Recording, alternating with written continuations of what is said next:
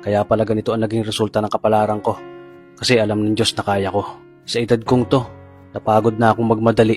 Kaya lahat ng ginagawa ko ngayon, ini-enjoy ko na lang. Siguro sa dami na rin ng aking pinagdaanan, napagtanto ko na ang buhay ay mas malawak at mas mahiwaga pa sa mga problemang dumarating sa buhay natin.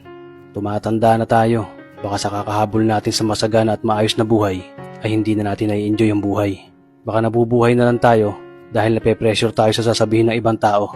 Marami na rin akong mga naging maling desisyon sa buhay, pero lahat yun nagsilbing aral sa akin at natuto ako sa mga pagkakamali ko. May mga taong sobra nating mamahalin at bibigyan ng halaga, pero ibabalik lang sa atin ay kabiguan at matinding trauma.